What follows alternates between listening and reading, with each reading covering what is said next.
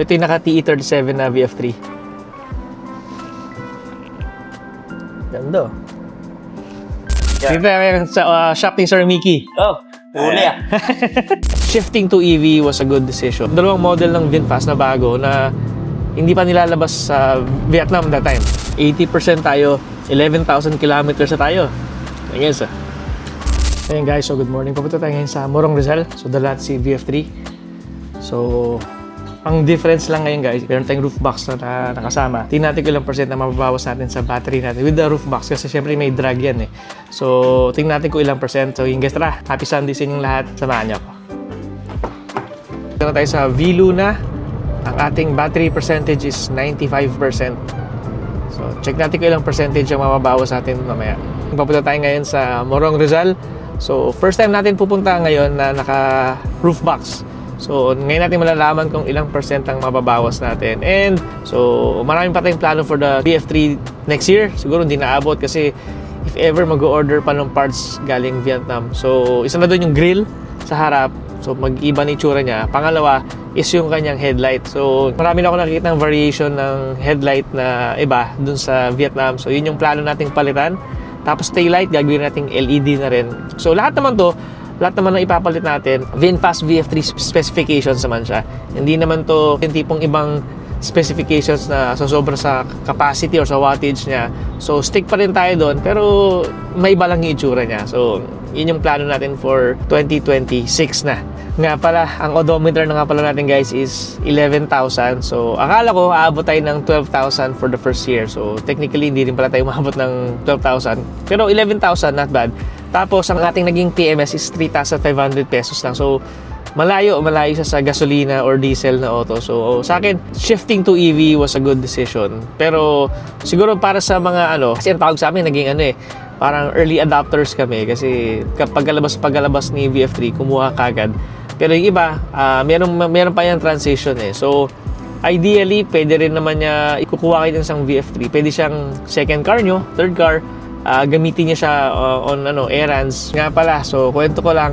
So yung mga dealers ni VinFast, so maraming lumalabas ngayon, kaliwat kanan. Pero kung may suggestion lang ako sa kung napapanood nila to, sana maglabas sila ng mga charging stations pa per city. For example, ang alam ko marami na sa Antipolo, sa Rizal, PITX, may Alabang, Cavite, meron na rin. Pero siguro kung good idea kung maglalabas sila na per city. For example, Quezon City maglabas o maglagay sila ng mga charging stations doon. Manila, Caloocan, Mandaluyong, Makati, BGC area. Lahat yun kung magkakaroon sana ng charging stations. Siguro maraming pang mahihikayat mag-VinFast. So yun, sana magdagdag pa sila ng maraming charging stations. And nabalitaan ko kasi charging stations sila. Hanggang 2027 pa. Meron pa tayong 1 year para sulitin yun na free gas. Free gas siya technically. So, yun. So, sana dumami pa yung charging stations natin for next year. Ang alam ko, 15,000 charging stations yung plano nilang ilagay. So, sana matuloy yun kasi ang ganda sana ng plano yun. Ang gandang initiative din yun from VinFast. And sa government, I'm sure they're helping out dun sa transition nga ng electric vehicles. So, yun guys, sana matuloy. And guys, so Marcos Highway na tayo. Ang ating battery percentage as of the moment is 93%. So medyo siya. So I think same pa din. Same pa din siya dun sa dating consumption natin. Nung nakuha natin si VF3, pagdating natin sa Marcos Highway, 93% pa rin siya. So meron pa tayong 30 kilometers to go. 93% tayo dito sa Marcos Highway. Wala naman traffic. So, same route lang tayo. Same lang tayo ng dinaanan natin simula nung nakuha natin si VF3. So, sana nasa around 82-83% tayong dumating sa Morong Rizal. So, meron tayong regenerative braking dun sa part na may parang bituka ng manok. So, hopefully, maka-regenerate tayo na mas malaking battery percentage. Pero, yun nga, meron tayong roof box kasi ngayon eh. So, may drag siya sa consumption natin. So, sana hindi ganun masyado. So, ang ideal percentage natin na makarating sa Morong Rizal is around 80-82%. So, dito na tayo sa Sumulong Highway. So, ang ating battery percentage is 90%. So, Almost. So same pa rin siya dun noong stock tires and stock mags tayo. Pero tingnan natin mamaya kasi meron pa tayong packet pa ng bundok to eh. So doon natin malalaman talaga yung niya, pinaka magiging consumption niya. Pala, kwento ko lang pala, medyo good news to. So nung nasa Vietnam tayo, nandun tayo sa factory nila. So meron tayong nakitang dalawang model ng VinFast na bago na hindi pa nilalabas sa Vietnam that time. So ito yung Limyo Green. So para siyang van. So papakita ko yung video na to dito. Tingnan nyo na lang. So nakita ko siya sa Vietnam mismo. So van siya. Ang pagkakalam ko lang is full EV siya. Na parang siguro kasing laki siya ng Innova. So full EV. Tapos at the same time, dun sa pinaka-factory din ng VinFast, nakita ko yung may mas maliit pa sa VF3. So sabi ko, paikot-ikot dun sa truck nun eh. So nakasabay namin nun. So nalaman ko, well, nilaunch nila. Ito yung Ninyo Green. So mas maliit pa siya sa VF3. Pero ang alam ko is, siya, 170 kilometers yung range naman niya. So mas konti siya sa VF3. Pero mas maliit pa siya. So smaller pa siya ng konti. So tatry ko rin ilagay yung photo niya dito. So galing lang sa internet to. Dalawang models ang ilalabas silang bago. So yung Limyo Green na VinFast, tsaka yung VinFast Ninyo Green. So dalawa siya, isang van na malaki, na kasing laki ng Innova. Then isa naman mas maliit pa sa VF3. Sa isang car auto trade show sa Indonesia, so nakita ko yung na dinisplay na nila. So yung Limyo Green, tapos yung VinFast Wild na pickup truck. Hindi ko lang alam kung concept siya, pero may mga videos kasi online na umaandar siya. Iba-iba't ibang lugar yon. So, sana ilabas din nila yun. Medyo wild yung pagka-pickup truck niya. Maganda. VinFast Wild yung tawag nila doon. So yun guys, siguro by MIA siguro, Manila International Auto Show next year, siguro baka i-display na nila yung tatlong yun. So VinFast Wild, VinFast Ninyo Green, pati yung VinFast Limyo Green. So hopefully i-display nila yun kasi sobrang ganda ng tatlong yun. So guys, nandito na tayo sa Sumulong Highway. 89% na tayo. Ito na yung pakita ng Antipolo. Tapos dun sa may bituka ng manok na tayo. So guys, tara, samahan nyo ako. Sa may Antipolo Rotonda. So 82% tayo. So kanina puro paahon tayo. Tapos may konting hirit pa. Ngayon, ito na yung part na medyo pababa na siya. So magre-regenerate na siya ng battery. So hopefully, mas marami siya ma-regenerate ngayon.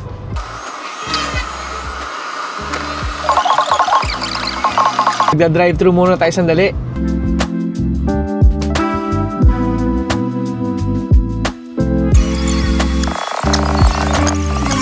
Dito tayo ngayon sa McDonald's. So nasa around 10 minutes na tayo naghihintay kasi nag-request lang tayo ng Thai part. Kaya medyo nabawasan yung battery natin. So while waiting, okay lang naman. So at least na nakuha yung Thai part. So pagdating natin sa Morong Rizal, so sana walang traffic, ikot-ikot sandali kasama yung family. So guys, tara, happy Sunday sa inyo lahat. 80% tayo, 11,000 kilometers na tayo. Yes. So 1 kilometro na lang, 11,000 na tayo. So mamaya guys, pag uwi natin galing dito sa Morong Rizal, so pwede tayong magpakarga dun sa VinFast Marikina. So try lang natin kasi meron na 4 na chargers na dumating sa VinFast Marikina ngayon. So try natin daanan mamaya kung walang traffic, magpa-charge lang tayo para ma-testing natin. So maraming silang charging station doon.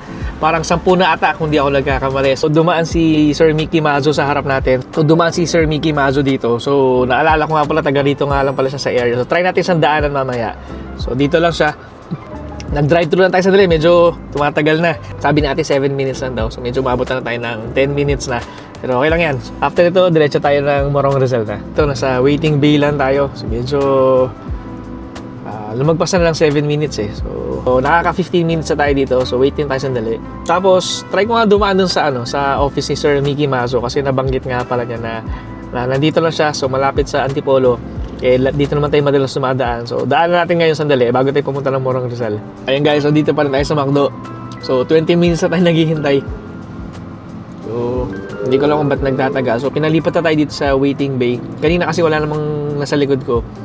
So McDonald's na may irad. Ayun na. So yun guys, dito tayo sa office sila Sir Mickey. Ito yung VF3 niya. So ito yung naka TE37 na VF3. Ganda.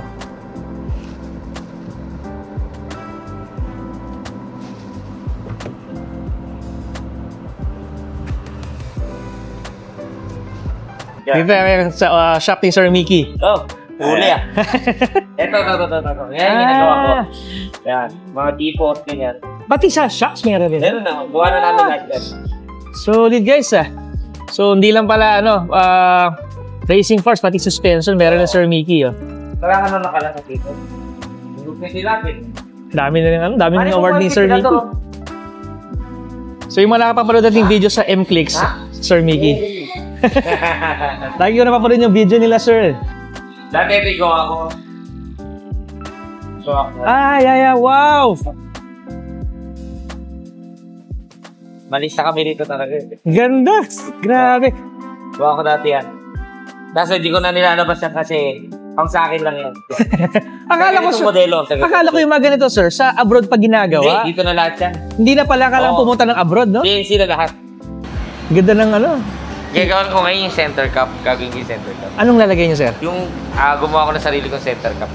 Abangan natin yan guys, bago center cup daw Sir Mickey. So ito yung akin sir, may pent air lang. Pero yung aking suspension, mas solid siya sa akin. Mas may laban yung gulong eh. Eh ano kayo, may nabibili ng Tain Mas lowered ng konti. Mas maiksi ng konti sa stock eh. Para bumaba. Kaya nga hindi pa ako nagpapalit ng gulong. Baka kasi bumaba. Bumaba. Tama. Kasi standardized eh. Pero ano pang plano niyo dyan sir? Bukod sa sa suspension. Kasi nakita ko may Tain kayo. Lagyan kong caliper saka big disc. Yun lang. Tapos manibela, tapos mga spoon lang. Kakaiba. Nung kinukumpit ko nga, sabi ko, tangina, mas mahal pa sa mas mahal pa sa isang buong big pass. Ano yung sa inyo, sir? Ba't ikakayo? Dismap lang ako last 3 years ago. Hindi pa, may tornilyo pa eh, hindi pa natatanggal. Malayo, sobrang layo. May ano pa pala, no? May space pa pala. Oo, sobrang laki eh. Sa mga Civic na halos dikit eh. Kaya ang bala ko dyan, 310 na rotor disc. Wow, 310mm, no? Tapos ayan, yung spoon. Kamusta sir yung low profile? Ngayon kasi bihira sa amin yung naka-low profile. Kaya ako kasi, wala akong choice eh. Kasi sa Civic ko pa to eh. Okay. So, sinukat ko lang eh. Swak naman. Saka hindi naman ako tatakbo matulin. Kaya pa eh. Alam mo yung 104 na yun, limiter na yun eh. Limiter na sir. Kasi yung puwersa niya nandun pa eh. Pag pinatay mo yung limiter niya kasi na-chuch. Ko-convert niyo ba to ng disc brake yung likod? Pinag-aaralan ko pa. Yun ang mga gusto ko rin inatanong sir eh. Pinag-aaralan ko pa kasi tinitignan ko pa nung huli, kailangan ma-lifter ko muna eh. Kasi pag na-lifter ko, pwede kong lagyan ng pan-Civic din. Lagyan na to sa JDM na BDM. Palit. Yan talaga, TE talaga. Alam mo sir, bumagay pala no? Bumagay. Ngayon ko lang nakita mas maganda kung alam mo may bababa mo ng konti or lalaki mo ng konting gulong. Kasi sa'yo 65, di ba? 65, yes sir. So mag-205, 65 din ako. Okay. 205, 65 or 55. 55, mas maganda siguro sir. Kasi ano lang to eh, 40 lang to eh. 45 o 55 siguro. Ganda sir, no? Dilaw na nakatiing. Ngayon lang nakakita nito sir. Pero kung nakita niyo sir sa Vietnam, ang gaganda ng ano nila. Tain na-order ko na. Sabay na sa mga pyesa ko pag tumatingin. Ganda, abangan ko sir yung laging ako nakaabang eh. Kasi pag ginawa ko yung preno, pag kinabit ko yung spoon, siguro kakain ako ng mga siguro mga 1 araw, 2 araw. Pang ano talaga, i-retrofit ba siya kung sakali? Tititin talaga dyan. Tin sir, di kayo nagpalagay. Parang si Ma'am Nika ang kausap niyo. Sa ano pa? Sa Tuesday pa, busy pa. Sa VinFast na rin? Oo, sa VinFast na rin. Tuesday na lang. Good boy talaga ako, walang pin. Pag walang pin, good boy. Yes sir, walang tinatago eh. Actually, gusto ko na palitan yung upuan kasi may spare pa ako na spoon na upuan. Actually, upuan maganda na sobra eh. Malambot. Sobra. Kasi hindi lang natin alam kung hanggang kailan tatagal pag matagal na naupuan. Siyempre wear and tear niya sir. Yung ilaw niyo sir, naka-stock ka pa? May stock pa. Ano ba sir, projector na? Hindi sir, yung ilaw ko naka-Orion ng LED. Malaki sir, malaki. Pero dahil heavy tint ako, kailangan ko. Pero kayo sir, wala naman tint. Hindi ba nagbago sa battery consumption? Wala sir, malakas. Sa bagay kong LED, mas tipid eh. Mas matipid pa siya actually sir. Mas matipid pa. Orion sir. Alam mo meron dito sa Antipolo yun sir. May nakailaw dito kagabi may. Yes sir. Pero wala ka naman tint eh. So yun nga lang, kung gusto niyo mas malakas pa, mas maganda yung yung putina. Tignan natin yung sa Vietnam. Yes sir, abangan ka to ha. Tutuwa ako pag maganda yung tain niyo sir. Maganda talaga yun, sigurado kasi dadrop na ko. Yes sir. Actually maganda kasi pang all terrain eh. So parang blessing in disguise yung nangyari. Kasi di ba, ang tagal nung sa McDonald's. So nakaharap tayo dun sa kalsada. So siguro kung mabilis na luto yung pagkain natin, hindi natin nakita si Sir Mickey. So ngayon, nung nakahinto tayong gano'n, syempre nakaharap tayo dun sa kalsada, dumaan siya. So, pagdadaan niya, minessage ko na, Sir Mickey, nandiyan ba kayo sa ano nyo, sa office nyo? So, pinuntahan ko, nandun yung auto ni Sir. So, sakto naman. Nakakatuwa, na-meet natin Sir Mickey. Pinaka-load yan sa mundo ng motorcycle. So, Sir Mickey, nice to meet you.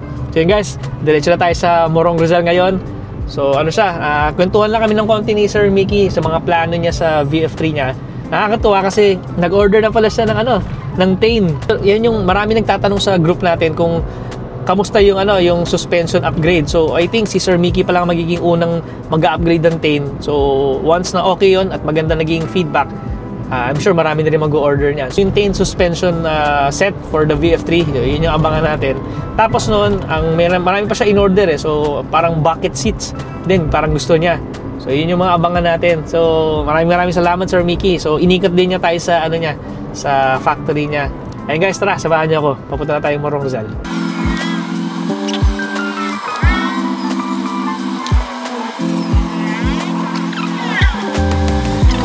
So dito na tayo sa Bituka ng Manok. So yung battery consumption test natin medyo nag-iba. So di natin siya fully test. Ang ating battery percentage is 78% na.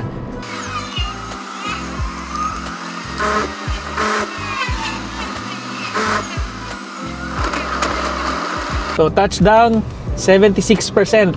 So dito na tayo sa Morong Rizal. Ang natin 4 to 5% yung naging difference natin ngayon. Pero marami tayong stopover. Nag-stopover pa tayo sa McDonald's ng 20 minutes. So 20 minutes din yun. Sa 1 to 2% din yung natin, naging waiting time natin. Napuntahan pa natin si Sir Mickey Mazo. So bumalik tayo, pabalik tayo nun eh. Tapos yun. So not bad. 76%, 4 to 5% difference niya from the ideal battery percentage na dapat na dumating tayo dito sa Morong Rizal. Ang ating odometer is 11,011. Naka-reach na tayo ng 11,000 kilometers with the VF3.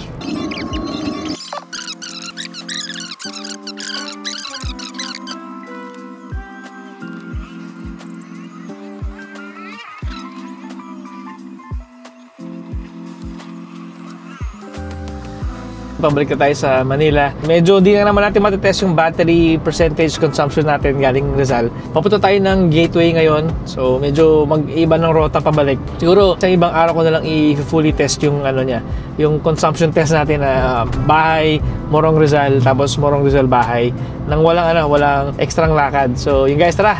Pabalik na tayo sa Manila. So 75% tayo umalis sa Morong Rizal.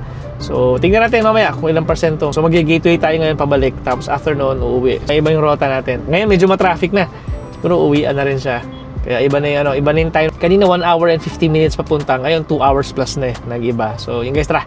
Samahan niyo ako. Good evening. Kababalik lang natin sa bahay. So, grabe. Sobrang traffic. So, umalis tayo sa Morong Rizal ng around 3:30 ata yun. Nakarating tayo ngayon, 6:30. Grabe. So, 3 hours. So, Antipolo pa lang. Or sa may Morong area pa lang. Sobrang traffic na. So guys, ang gagawin natin ngayon, ikakabit natin yung yung binili natin na back cover para sa VF3 natin. So, try natin ikabit tong hard shell case ni B Factory. So, try natin ikabit sa VinFast natin. Ito yung pinakamahirap na part, yung pag-alis ng pinaka rear seat natin para mas madali natin maikabit tong shell. So guys, tara, samahan niyo ako. Lagyan ako ng ilaw kasi madilim. So guys. So, ang sistema dito guys, meron siyang dito, teka. Ilawan natin. So, merong pin dito. Ako, makikita niya. Yan. So, meron siyang pin dito. So, wala ka namang gagawin. Prepuwersahin mo lang talaga yung pag-alis niya. So, ito. Gagawin ko kayo na video. So, medyo meron lang siyang angle ng pagbaklas. Nahirapan ka rin kung pangit yung angle mo. So, pakita ko lang. So, ngayon, inas ko muna yung gamit natin. So guys, dito siya. So ito, dito ko siya binubuhat. Itong part na to aangat ko lang to Yan. So nakuha na. So inalis lang siya, madali lang alisin. So ngayon, kabilang side naman.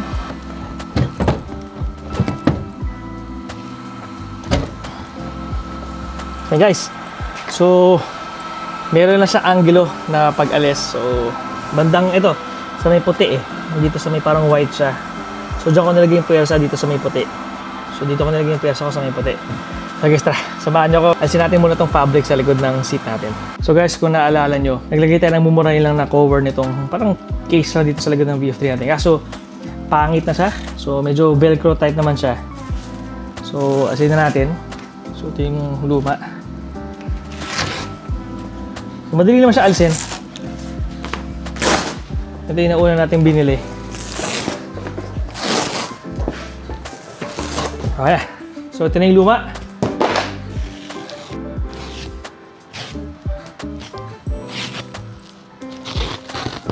Sige. So, alisin na natin to. I-unbox natin to kung anong laman nito.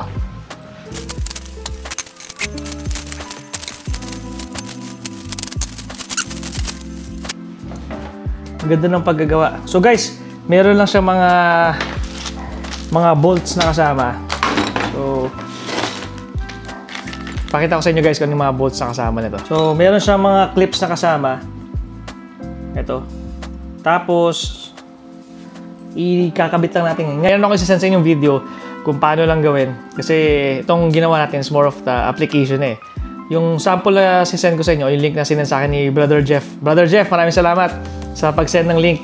So, yun yung naging basihan natin kung paano gawin to. So guys, papakita ko sa inyo kung paano ikakabit to. So, ito siya. So, aalisin mo to.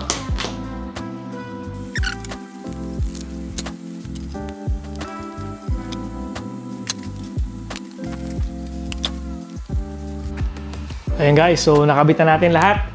So, solid. Medyo matrabaho lang to guys, pero sana maging okay naman siya. So, pantay naman yung paglalagay natin. So, yun guys, tara. Ikabitan natin sa auto.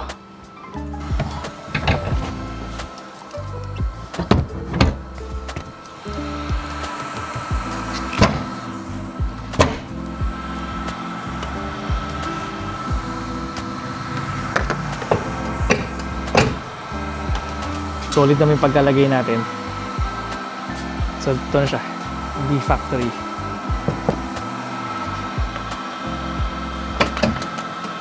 Ayun. Flat na. Solid. So, yun guys. Grabe. 1 hour din natin ginawa yun. Kasi may mali.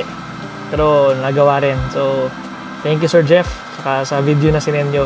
Sa mga gustong bumili nito or magkakabit, sesendan ko rin kayo ng link para sundan nyo na lang. Pero sa akin kasi medyo mahirap mag-video tsaka gumagawa eh. It's a wrap guys. So maraming salamat. Sa susunod na video ulit. Good night.